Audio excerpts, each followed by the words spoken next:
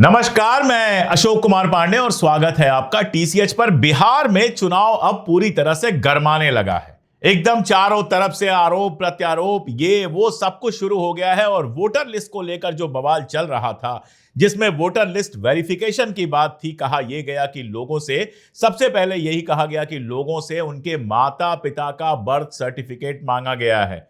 बिहार को छोड़ दीजिए, अच्छी अच्छी जगहों पर 30-40 साल का जो व्यक्ति हो चुका होगा, उसके माता पिता जो उस समय 60-70 साल के होंगे, उनका बर्थ सर्टिफिकेट मिलना लगभग असंभव है। खैर, मांगा गया था, उसके बाद कई ऑर्डर बदले बदले, लेकिन उसको लेकर महागठबंधन ने आज आह्वान किया था बिहार बंद का। और यह आह्वान कितना बड़ा था, आप इससे अंदाज लगाइए कि केवल बिहार तक मामला नहीं रह गया।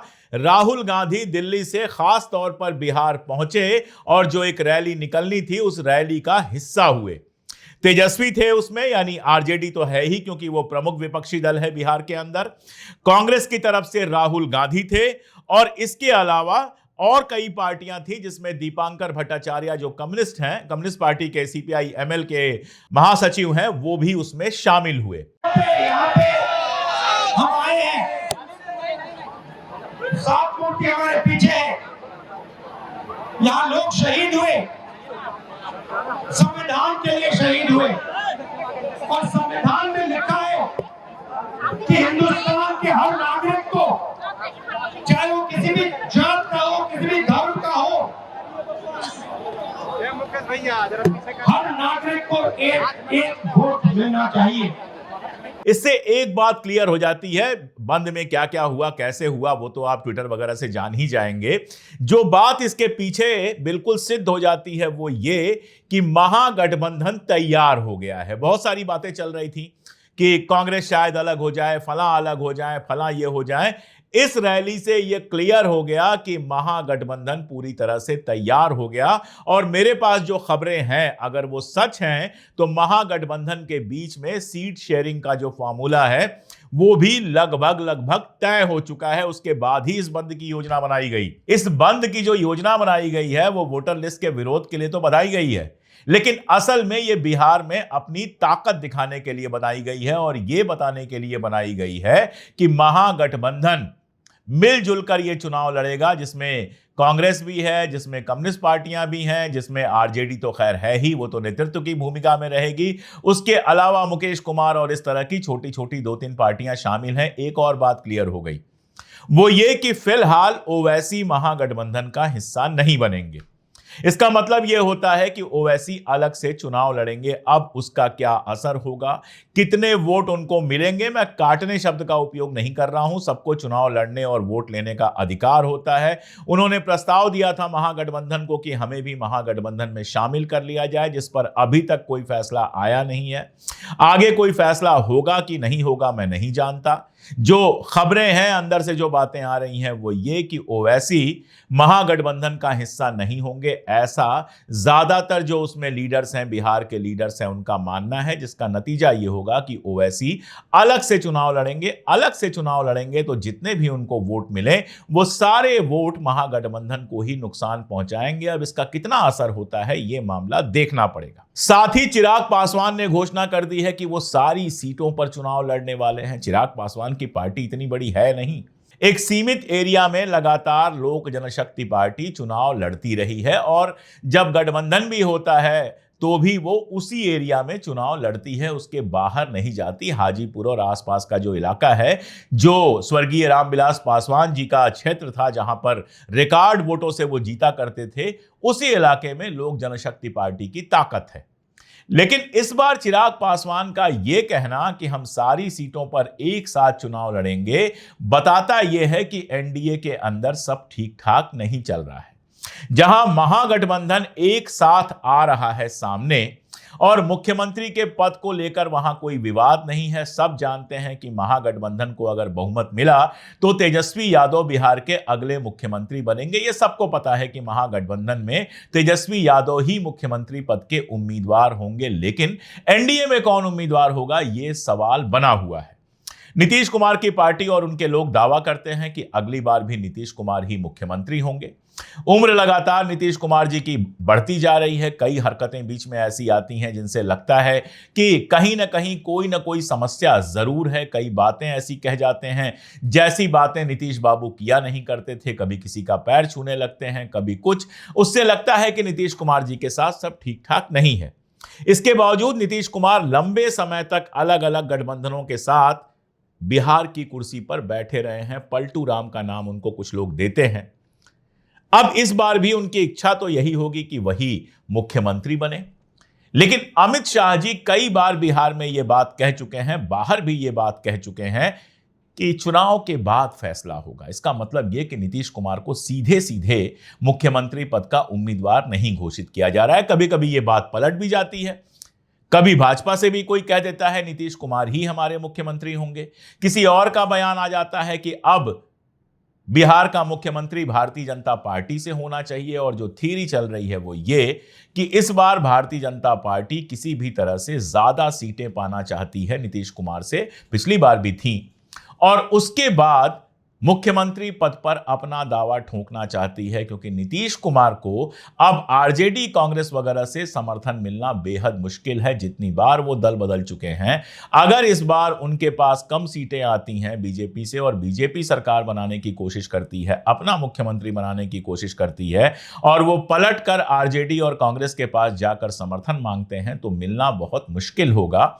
यही कहा जाएगा कि आप समर्थन दीजिए, मुख्यमंत्री तेजस्वी यादव होंगे। तो नीतीश कुमार जी का कैरियर क्या अब इस चुनाव के साथ खत्म हो जाएगा? ये देखने वाली बात है। नीतीश कुमार सर्वाइवर हैं, कहीं ना कहीं से मुख्यमंत्री की कुर्सी पर पहुंचने का रास्ता निकाल लेते हैं। अगली बार भी निकाल लें, कोई और गठबंधन बनाकर, किसी और को किनारे करके, किसी और को साथ लाकर, तो ये कोई बहुत बड़ी बात नहीं होगी। असल मामला जो वहां पर अभी चल रहा है वो वोटर लिस्ट के पुनरीक्षण का चल रहा है। यानी वोटर लिस्ट के वेरिफिकेशन का, जिन लोगों का नाम वोटर लिस्ट में है उनको वेरीफाई करने का प्रोसेस चल रहा है। जिसमें आप जानते हैं पहले जो दस्तावेज मांगे गए वो माता पिता के जन्म सर्टिफिकेट वगैरह के थे। उसके बाद जब जोर पड़ा, प्रेशर पड़ा, तो धीरे धीरे मामला बदला और फिर यहां तक पहुंचा कि लोग मिल जाएं तो साइन करवा लो, लोग मिल जाएं, बीएलओ अगर से लोग मिल जाते हैं उतना ही काफी है। बाकायदा अखबार में विज्ञापन आया कि दस्तावेजों की जरूरत नहीं है, अगर आपके पास आधार कार्ड वगैरह है तो उतना भी काफी है। अब मजेदार बात यह है कि दावा किया जा रहा है कि यह पूरा खेल जो है वो विदेशी लोगों को चुनाव से बाहर रखने के लिए है। बिहार में दो तरह के विदेशी लोग होने की बात की जाती है। एक तो नेपाल से आए हुए लोग, नेपाल और बिहार का बॉर्डर लगता है, रोटी बेटी का रिश्ता होता है, उधर के और इधर के गांवों में आना जाना होता है। जो बॉर्डर भी है वो पोरस है, यानी उसमें से आराम से क्रॉस किया जा सकता है। अभी भी नेपाल जाने के लिए आपको वीजा की जरूरत नहीं होती है, तो भारतीय नागरिक मोटरसाइकिल और पैदल भी जा सकते हैं। यूपी और बिहार में कई ऐसी जगहें हैं जहां सीमा खुली हुई है और लोग आराम से इस पार से उस पार और उस पार से इस पार आते हैं, तो कुछ नेपाली नागरिक हो सकते हैं। और दूसरा जो आरोप हर चुनाव के पहले लगाया जाता है, घुसपैठिया घुसपैठिया, आपको याद होगा झारखंड में भी यही आरोप लगाया गया था कि वहां पर बांग्लादेशी घुसपैठियां हैं जिनको सोरेन साहब ने आने दिया है। उस समय भी सवाल पूछा गया था कि भाई बीएसएफ है, उसके बाद बंगाल है, पूरा क्रॉस करके बांग्लादेशी अगर झारखंड में आ जा रहे हैं तो आप उनको रोक क्यों नहीं पा रहे हो? और बिहार का तो और बड़ा मामला है। बिहार के साथ भी वही है कि बांग्लादेश के बॉर्डर से बहुत दूर है बिहार, तो अगर वहां से बॉर्डर क्रॉस करके बिहार तक आ गए तो अभी तक क्या आप सो रहे थे? अभी तक उनकी जांच क्यों नहीं की गई? चुनाव में अचानक आपको बांग्लादेश कैसे याद आ गया? और क्या यह काम चुनाव आयोग का है कि वो देखे बांग्लादेशी बिहार के अंदर हैं या नहीं है? यह काम तो पहले ही हो जाना चाहिए था, और खास तौर से तब जब बिहार में जो सरकार है उसमें भारतीय जनता पार्टी शामिल है। तो पहले ही बांग्लादेशियों को पहचान कर बांग्लादेश क्यों नहीं भेज दिया गया? और जब अब यह बात कही जा रही है तो बिल्कुल समझ में आने वाली बात है कि यह आरोप लगाया जाएगा कि बांग्लादेशियों के बहाने मुसलमानों को वोटर लिस्ट से बाहर करने की बात हो रही है, जिससे भारतीय जनता पार्टी को फायदा मिल सके। और यही आरोप लगातार लग रहा है। सुप्रिया श्रीनेत जो आईटी सेल की हेड हैं कांग्रेस की, उन्होंने एक ट्वीट लिखा था इन सारी चीजों को लेकर।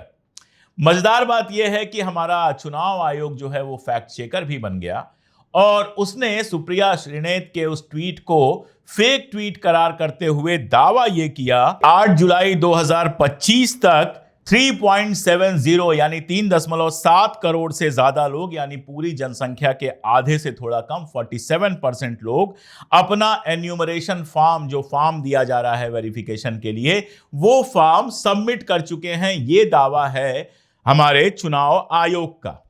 अब इस दावे पर सबसे बड़ा अगर किसी ने सवाल उठाया है तो वो योगेंद्र यादव ने उठाया है।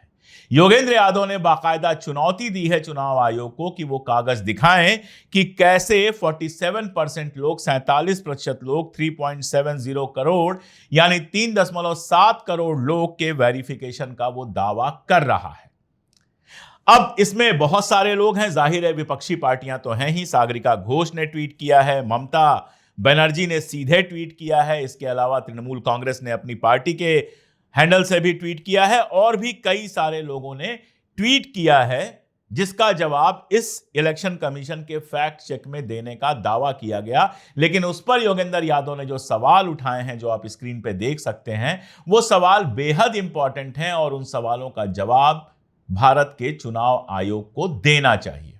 इसके अलावा आप जानते हैं 5 जुलाई को ही एडीआर जो संस्था है उसने सुप्रीम कोर्ट में याचिका दाखिल की है जिस पर 16 जुलाई को सुनवाई होनी है। अब एडीआर के बारे में जो लोग भूल गए हों उनको मैं याद दिला दूं कि जो चुनावी चंदे वाला पूरा खेल था, चुनावी जो चंदे का बांड हुआ करता था, उसको लेकर भी सुप्रीम कोर्ट में एडीआर ही गई थी, जिसमें सरकार के खिलाफ फैसला आया। पूरे के पूरे इलेक्टोरल बॉन्ड को इल्लीगल बताया गया, असंवैधानिक बताया गया और चुनावी बॉन्ड के जरिए पैसा लेने का खेल बंद हो गया। तो एडीआर जब वहां पहुंची है पूरी ताकत के साथ, सीनियर लॉयर्स हैं जिन्होंने ये याचिका दाखिल की है, तो उसमें भी ये सारे तथ्य शामिल हैं और इन सारे तथ्यों को सामने रख के आरोप ये लगाया गया है कि चुनाव आयोग जानबूझकर लोगों को वोटर लिस्ट से बाहर निकाल रहा है। 16 जुलाई को उसकी सुनवाई होनी है सुप्रीम कोर्ट में। देखते हैं सुप्रीम कोर्ट उसमें क्या निर्णय देता है। बहुत संभव है कि सुप्रीम कोर्ट इस पूरी कार्रवाई पर रोक लगा दे और जो वोटर लिस्ट है उसके ही थ्रू वोटिंग कराने की बात करे। दरअसल पहले बात मशीन की होती थी, लेकिन महाराष्ट्र चुनाव के बाद से मशीन से ज्यादा जो बात हो रही है वो बात हो रही है वोटर लिस्ट की। महाराष्ट्र चुनाव में वोटर लिस्ट को लेकर तमाम सारे सवाल उठे थे। राहुल गांधी ने कहा था कि हिमाचल प्रदेश की जितनी पूरी जनसंख्या है उतने लोगों का नाम महाराष्ट्र में लिस्ट में बढ़ा दिया गया। बहुत सारे उदाहरण दिए गए थे कि कैसे ऐसे ऐसे लोगों का नाम महाराष्ट्र के चुनावी लिस्ट में, वोटर लिस्ट में जुड़वा दिया गया जिनका पता तक सही नहीं था। साथ ही कई जगहों पर वोटर लिस्ट से नाम काटने की भी बात आई, जिसमें ज्यादातर दलित और मुस्लिम इलाकों के नाम काटे गए थे और कहा यह गया कि यह सब जो है भारतीय जनता पार्टी को फायदा पहुंचाने के लिए किया गया।